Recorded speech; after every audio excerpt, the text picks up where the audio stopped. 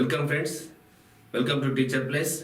ఈరోజు మనము విద్యా దృక్పథాలు, భారతీయ తత్వశాస్త్ర మరియు పాశ్చాత్యుల కోణంలో విద్యా దృక్పథాలను చూద్దాం. Indian and westernise and perspectives of education. Okay, దీన్ని చర్చించే ముందు ఇండియన్ ఫిలాసఫీ దృష్టిలో, ఇండియన్ ఫిలాసఫీ దృక్పథంలో విద్యను, పాశ్చాత్య దృక్పథంలో విద్యను రెండు వేరువేరుగా చూద్దాం. ముందుగా భారతీయ దృక్పథంలో విద్య, భారతీయ తత్వశాస్త్రం ఆధారంగా విద్యను అర్థం చేసుకునే ప్రయత్నం చేద్దాం. అంటే ప్రాచీన కాలం నుండి భారతీయ వ్యవస్థలో తత్వశాస్త్రం ఆధారంగా విద్యకు ఏ విధమైన స్థానం ఉండే, దాని యొక్క రూపురేఖలు ఏంటి, దాని గుణగణాలు ఏంటి, యాక్చువల్గా తత్వకారుల దృక్పథంలో విద్య అంటే ఏమిటి, దేన్ని విద్య అన్నారు, ఎలాంటి దాన్ని విద్యగా భావించారు అనే విషయాలను మనం ఇక్కడ గమనించినట్లయితే మనం విద్యా తత్వశాస్త్రాన్ని అర్థం చేసుకునే ప్రయత్నం చేద్దాం. ముందుగా భారతీయ విద్యా తత్వశాస్త్ర పరిచయం చూద్దాం. భారతీయ విద్యా తత్వశాస్త్రాన్ని చూస్తే అనాదిగా వస్తున్న సాంప్రదాయాలను చూస్తే వేదకాలం నుండి, వేదాల నుండి మొదలుకొని నేటి వరకు అందులో ఆస్తికవాదులు, నాస్తికవాదులు రెండు రకాలుగా చూస్తాం మనం. ఏంటి, ఆర్థోడాక్స్ అండ్ హెటరోడాక్స్ అని రెండు వర్గాలుగా చిలిపేంత వరకు అక్కడి నుంచి ఇక్కడ వరకు ఉన్నటువంటి వ్యవస్థలో మార్పులు చూద్దాం. అయితే భారతీయ విద్యా తత్వశాస్త్రాలను చూసినట్లయితే ముందు మూలాలను చూద్దాం. ఆ తత్వశాస్త్రం యొక్క మూల గమ్యాలు ఏంటి అనేది చూసినట్లయితే ఆ తత్వశాస్త్రాన్ని మనము అర్థం చేసుకునే ప్రయత్నం చేయొచ్చు. దాని యొక్క ఎయిమ్స్ ఆఫ్ ఫిలాసఫీలో ముందు ప్రపంచం. ఈ తత్వశాస్త్రంలో ప్రధాన లక్షణం ఏంటంటే విద్య యొక్క దృక్పథం ఏంటి తత్వశాస్త్ర కోణంలో అంటే భారతీయ సమాజంలో ప్రపంచం గురించి అర్థం చేసుకోవాలి. To know about world. ఏంది ఈ ప్రాపంచిక జ్ఞానం, నాలెడ్జ్ ఆఫ్ వరల్డ్. ఈ ప్రాపంచిక జ్ఞానం గురించి అవగాహన ఉండాలి. ఎందుకంటే వ్యక్తి తన ప్రపంచంలో నివసిస్తున్న ప్రపంచంలో జరిగే పరస్పర చర్యలు తెలుసుకున్నప్పుడే ఆ ప్రపంచంలో వచ్చే మార్పులు ఏంటి, ఆ ప్రకృతిలో వచ్చే మార్పులు ఏంటివి, తనకు ఆ ప్రకృతికి, తనకు తన చుట్టూ ప్రపంచానికి గల సంబంధ బాంధవ్యాలు ఏంటి, విశ్వంతో తను ఎక్కడున్నాడు, విశ్వంలో తను ఎక్కడున్నాడు, ఈ యూనివర్స్కు ఈ ఇండివిజువల్కు ఉన్నటువంటి ఇంటర్ కనెక్షన్ ఏంటి, ఆ విషయాలు తెలుసుకుంటే వ్యక్తి సర్వైవ్ అవుతాడు అనేటువంటి ఒక మొదటి గమ్యంగా మనం ఇక్కడ చూస్తాము. ఓకే, అంటే విశ్వ ఆవిర్భావం ఎలా జరిగింది, పదార్థ నిర్మాణం ఎలా జరిగింది తెలిస్తే మనిషి యొక్క అస్తిత్వానికి గల కారణం తెలుస్తుంది అనుకోవడము వాళ్ళు మొదటి గమ్యంగా పెట్టుకున్నారు. తర్వాత రెండోది క్రియేటర్ ఇక్కడ సృష్టికర్త గురించి, ఈ సృష్టికర్త గురించి విద్యాతత్వ శాస్త్రము పరిశోధన చేస్తుంది, విచారణ చేస్తుంది, విశ్లేషణ చేస్తుంది, దీని యొక్క లక్షణాంశాలను చూస్తుంది. అందులో వాస్తవికత ఏంది, వాస్తవ జ్ఞానం ఏంది, భగవంతుణ్ణి మనం కొలిసి భగవంతుడి ప్రేరితమైనటువంటి సృష్టి అంటున్నాం కదా, మరి భగవంతుడు అంటే ఎవరు, ఎలా ఉంటాడు, వారి యొక్క లక్షణాలను ఇక్కడ డిస్కస్ చేస్తాము.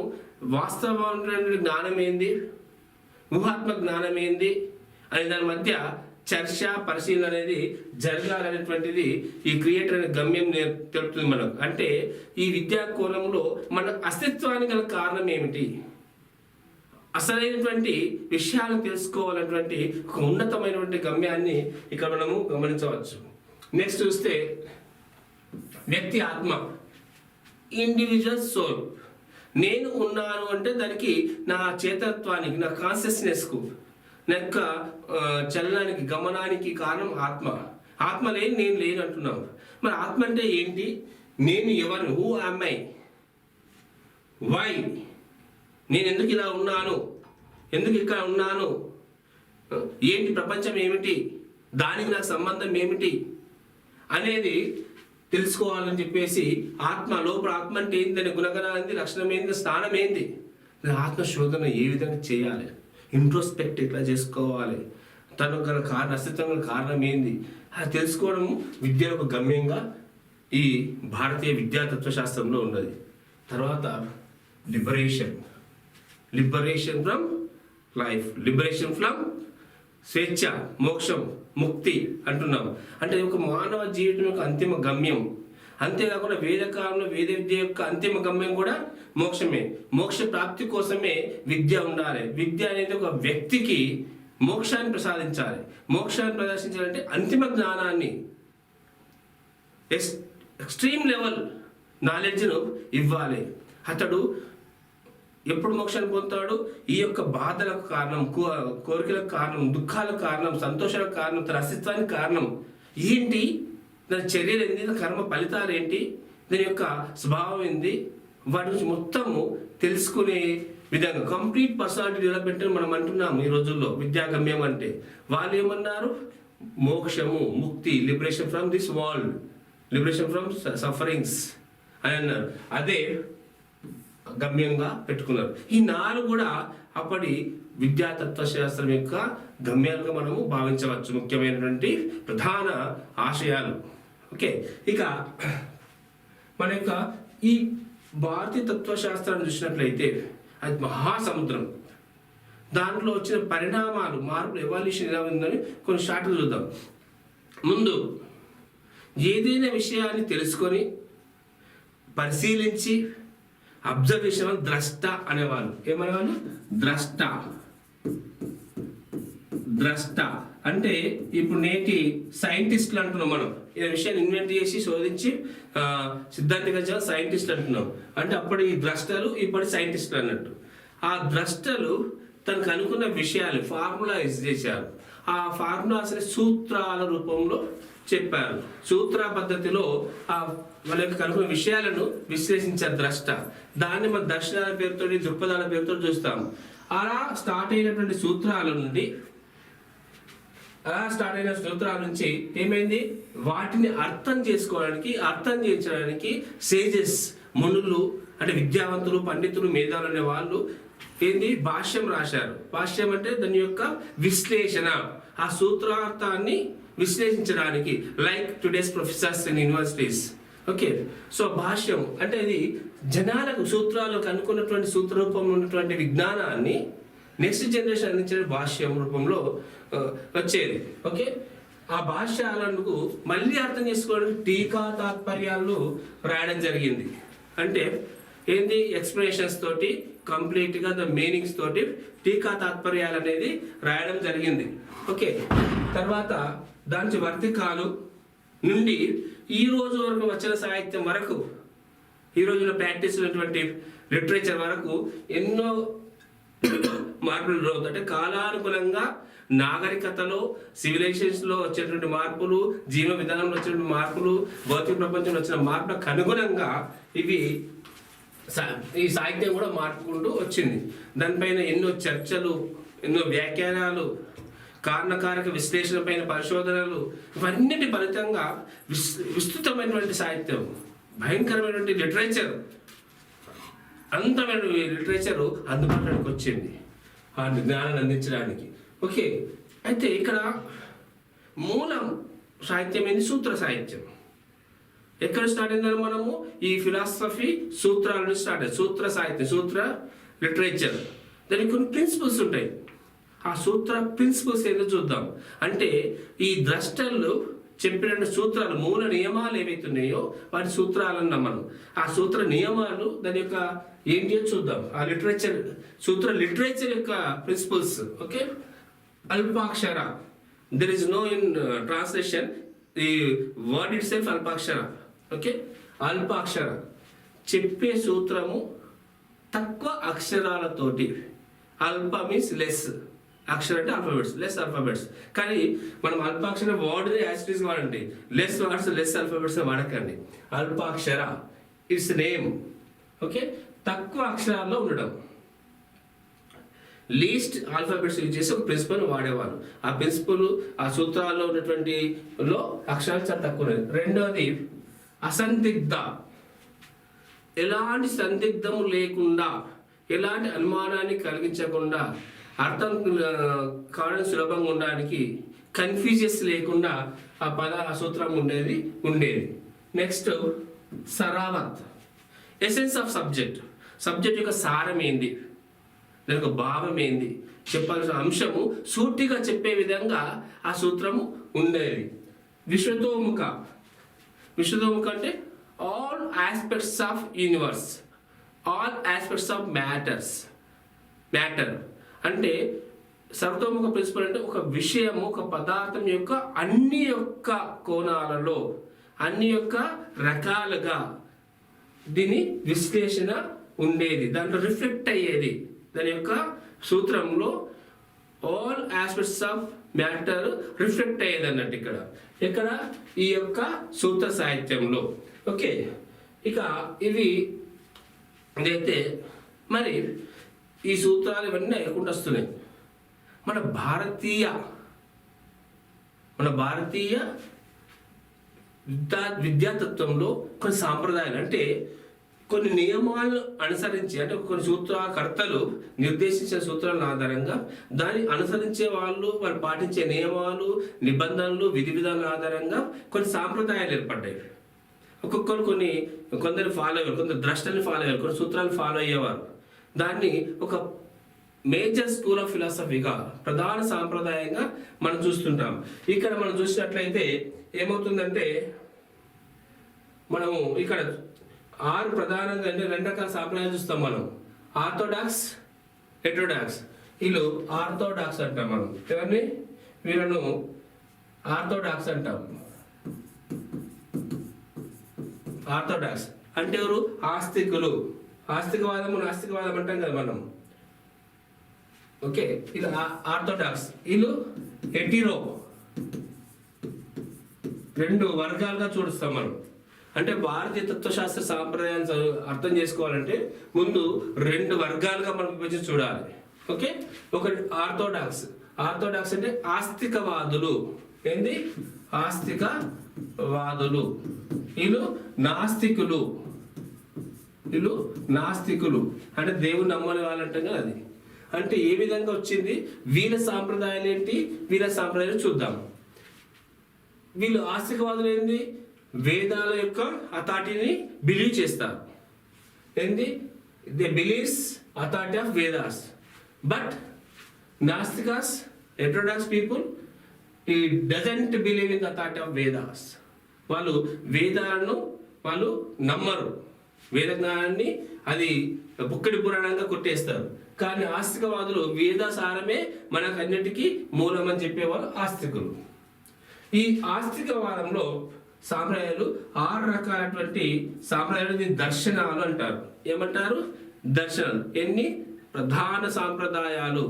6 schools of philosophy, 6 schools of orthodox అని కూడా నచ్చుతుంది. ఓకే, ఈ దీంట్లో 6 సాంప్రదాయాలు. ఓకే, ఆ 6 సాంప్రదాయాలనే షట్ దర్శన అంటారు. ఇవి దర్శనాలు అంటారు. దీన్ని షట్ దర్శన అంటారు. షట్ దర్శన ఏంటి? అవి 6: మీమాంస, వేదాంత, సాంఖ్య, యోగ, న్యాయ, వైశేషిక. దీన్ని కూడా మనము 2 వర్గాలుగా విభజించి చూస్తాం. ఆస్తికవాదంలో ఈ వేదిక్ టెక్స్ట్, వేదాల్లో పేర్కొన్న అంశం ఆధారంగా, దాని యొక్క సాహిత్యం ఆధారంగా, దానిపైనే ఏర్పడ్డ వేద సాహిత్యం మీద ఏర్పడిన సాంప్రదాయాలు 2: మీమాంస దర్శనము, వేదాంత దర్శనము అనేది. ఓకే, తర్వాత దీన్నే పూర్వ మీమాంస, ఉత్తర మీమాంస అంటారు. ఎందుకంటే ఈ వేదాలలో ఉన్నటువంటి అంశాలపైన విశ్లేషణ. మీమాంస is nothing but to investigate. అంటే వేదాల పేరున్న అంశాలను పరిశోధించేవాళ్ళు, తర్కించి పరిశోధించి విషయ సారాన్ని డిస్కస్ చేసేవాళ్ళు. అది ఎంతవరకు వాస్తవిక జ్ఞానము, అందులో ఏముంది, ఏ విధంగా ఆచరణ చేయాలి అంటే కర్మకాండాల యాక్షన్ పార్ట్, అంటే మన చర్యలకు, మన కర్మలకు సంబంధించినటువంటి వివరాలన్నీ మీమాంసలో పేర్కొన్నారు. దీన్ని పూర్వ మీమాంస అని కూడా అంటారు. ఎందుకంటే ఎంట్రీ లెవెల్ పార్ట్ ఆఫ్ కర్మకాండాస్ గురించి ఇక్కడ మీమాంసలో డిస్కస్ చేశారు. ఓకే, తర్వాత బ్రహ్మసూత్రాలుగా పేర్కొన్న మొదలైన రాసిన బ్రహ్మసూత్రాలుగా పేర్కొన్నవి ఉత్తర మీమాంసంగా పేర్కొన్నారు. ఇది వేదాంత అంటారు.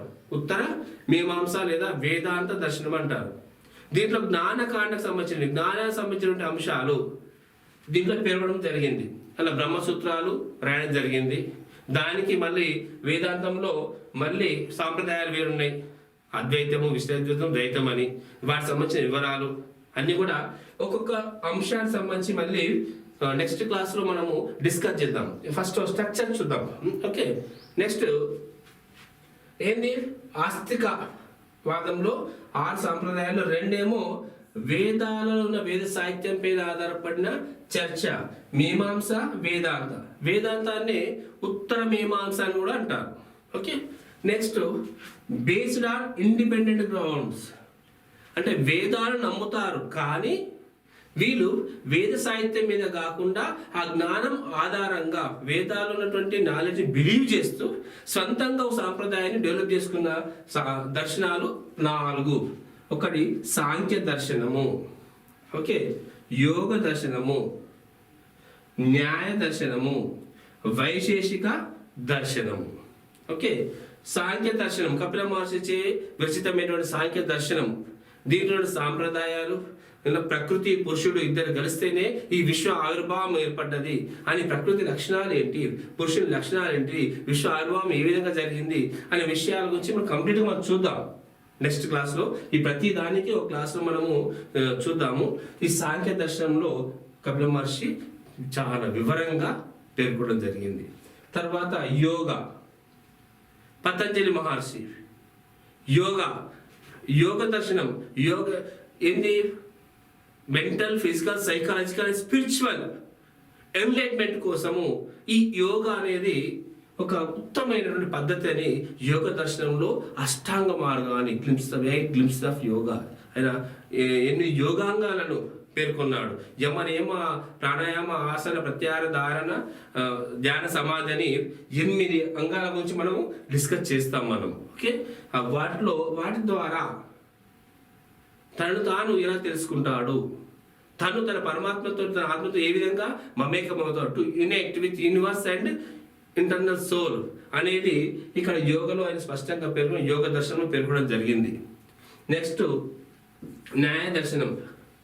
ఈ న్యాయ దర్శనంలో మనకు చర్యలకు కారణం ఏంటి, దాని పర్యవసనాలు ఏంటి, ఒక పని చేస్తున్నప్పుడు మనసుకు ఆ పని చేయడం ప్రేరేపించినప్పటికీ ఏది తప్పు ఏది ఒప్పు అని మన బుద్ధికి మాత్రం తెలుస్తుంది. వాటి గురించి చర్చ, ఏది ఏ విధంగా, ఏ చర్య రైట్, ఏ చర్య రాంగ్, ఏ విధంగా అనేది దానికి సంబంధించినటువంటి న్యాయ దర్శనంలో వివరంగా మనం కొన్ని ఇంకా చాలా విషయాలు ఇక్కడ నేర్చుకుంటాము. యూనివర్స్తో ఉన్నటువంటి రిలేషన్షిప్తో సహా ఇక నేర్చుకుంటాము. వైశేషిక దర్శనం, ఇది కూడా ఒక మెటీరియలిస్టిక్ అండ్ మీన్స్ వైశేషిక దర్శనంలో కూడా మనం ఉన్నటువంటి ఈ సృష్టికి, పదార్థానికి, పరమాణుకు, ఆత్మకు, మనకు ఉన్న సంబంధాల గురించి ఈ వేదను అనుసరిస్తూ చెప్పినటువంటి దర్శనము ఈ వైశేషిక దర్శనం. ఇవి షడ్ దర్శనాలు, వీటిని 6 షడ్ దర్శనాలు అంటారు. ఏది, ఆర్థోడాక్స్ స్కూల్స్ ఆఫ్ ఫిలాసఫీ, ఏంది ఆస్తిక సాంప్రదాయాలు, తత్వశాస్త్రం యొక్క సాంప్రదాయాలు, ఆస్తికవాద సాంప్రదాయాలు 6. అందులో ఒకటి మీమాంస దర్శనము, వేదాంత దర్శనం అనేది వేదాల యొక్క సాహిత్యం మీద ఆధారపడితే ఇవి ఇండిపెండెంట్గా తమ ఓన్గా వేదాలను అనుసరిస్తూ సొంతంగా కొత్త మార్గాలు సృష్టించినటువంటి 4: సాంఖ్య దర్శనము, యోగ దర్శనము, న్యాయ దర్శనము, వైశేషిక దర్శనము.